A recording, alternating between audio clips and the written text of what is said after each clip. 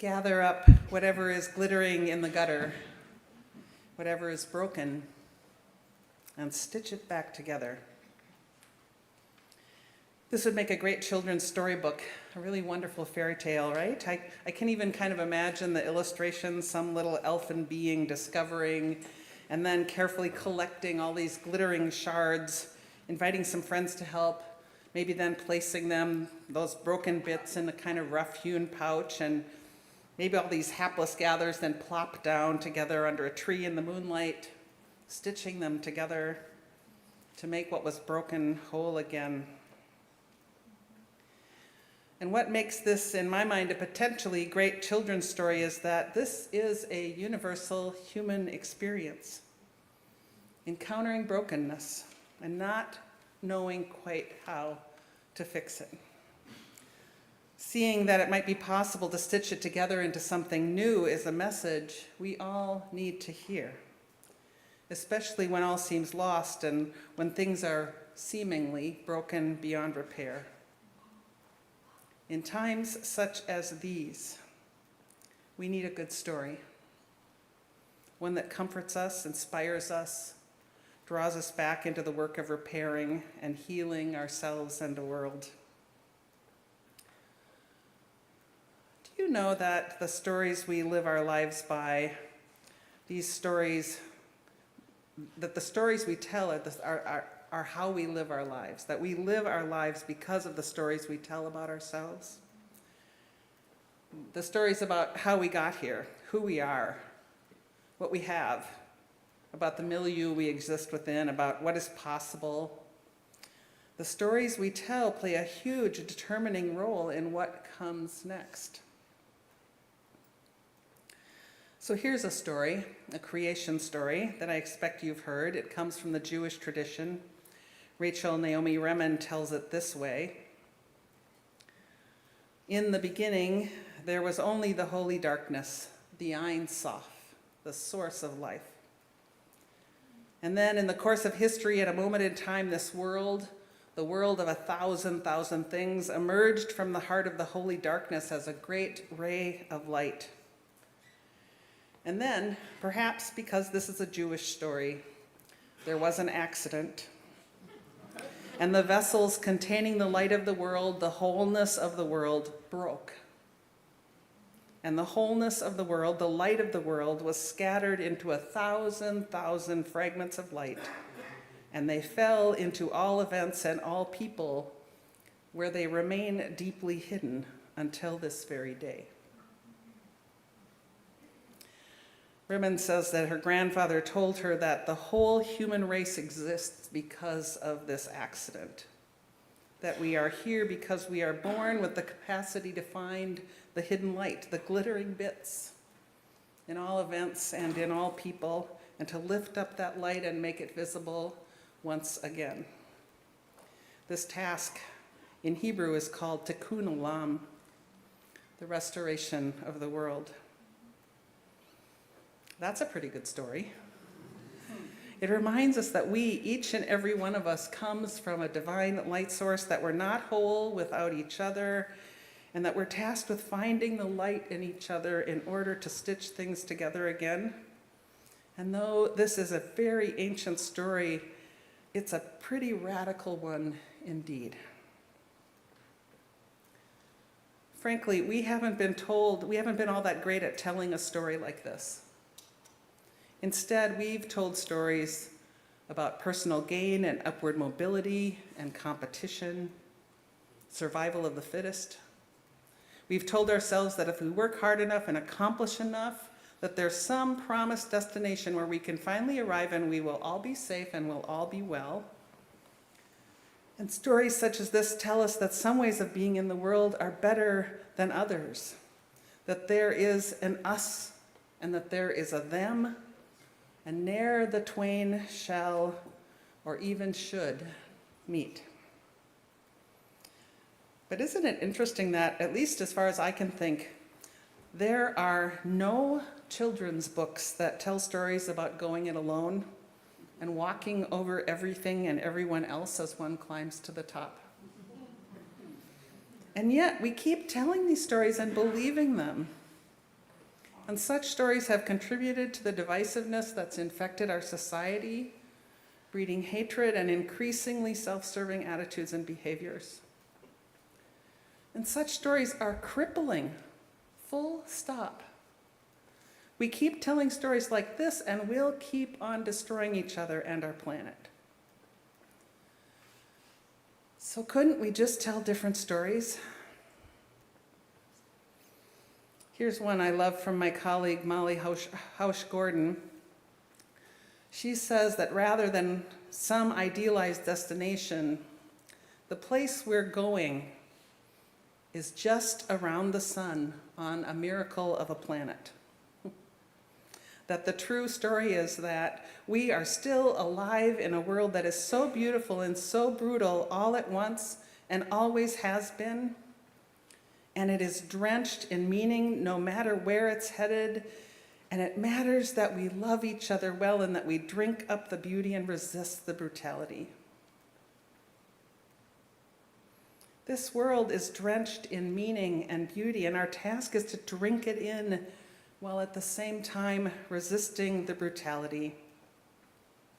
That's a great story. And like the story of the Ein Sof, it's a story that draws out the love and the gratitude and the light that lives within us. We need better stories. We need to use our imaginations.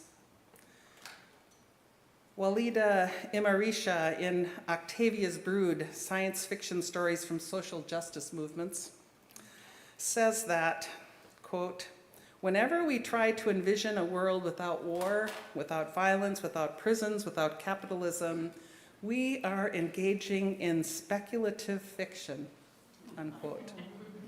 She says that all justice organizing is science fiction because it involves creating and envisioning another world or many other worlds where the arc is indeed always bending toward justice. If, she writes, our imagination is unshackled, then liberation is limitless.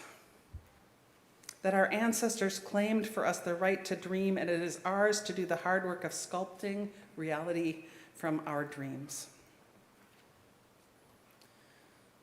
I know that right now we are exhausted, despairing, maybe even hopeless.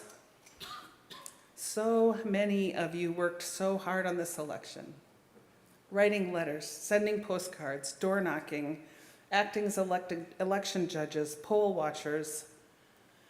It's all too easy to feel those efforts are in vain, but they are not. Every act for love and justice is a stitch in the restoration of the world. I'd like to share with you the message from UUA President, the Reverend Dr. Sophia Betancourt, that came out on Wednesday morning, hopefully.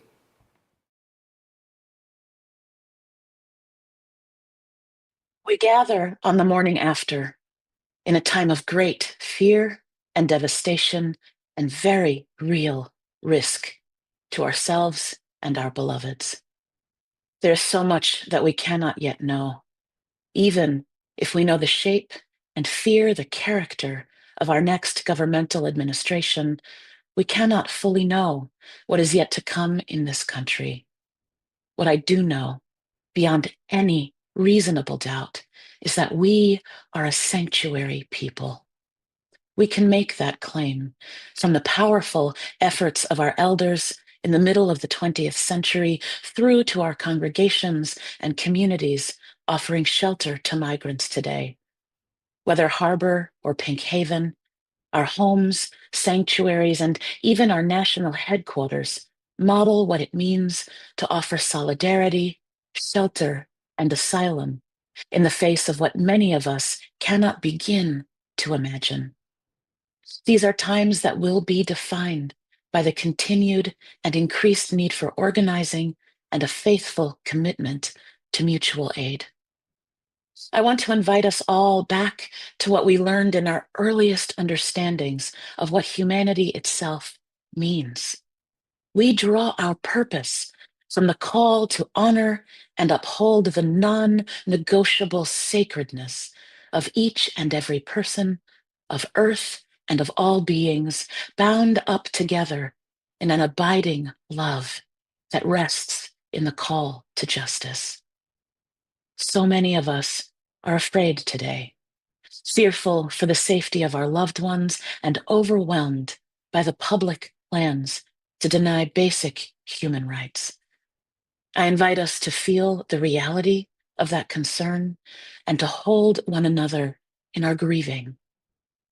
I also want us to remember how very many others in our UU communities and across the nation share our values and prepared all the way through this election for what might be asked of us through the remainder of this month and beyond.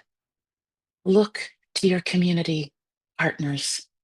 Draw on all that you have learned through UU the Vote and other opportunities to work for electoral justice, and know that you are never alone. Your UUA will be with you this day and for all the days to come. We have been planning for this possibility and are here to offer best practices for safety, theology, spiritual practice, and communal care.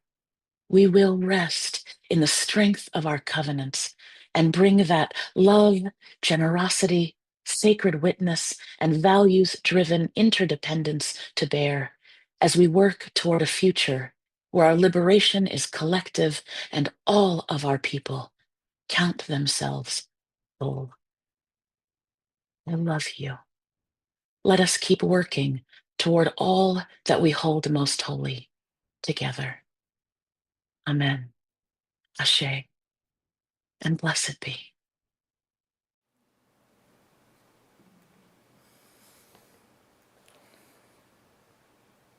We are a sanctuary people, which is another great story because, as Reverend Betancourt said, we draw our purpose from the call to honor and uphold the non-negotiable sacredness of each and every person, of earth and all beings, bound up together in abiding love that rests in the call to justice. And that purpose doesn't change because of any election result. We're going to keep working toward a future where our liberation is collective and all of our people count themselves whole. In fact, you can help with telling a different story today. Our Trans Welcome team has identified a few urgent concrete actions needed to support some of our trans members and their extended trans family. And Caitlin Boley will be available outside the lower assembly hall to welcome speaking to any cisgender folks who are able to help as early as this week. And if you're watching online and want to help, you can email me at minister@firstunitarian.org and I'll get you connected. We are a sanctuary faith, and collective liberation is a collective task. We go through the world together and helping one another gather up what glitters, wherever it lies, and then with the help of each other, to stitch it back together, that we may be whole even in our brokenness, even when we feel shattered.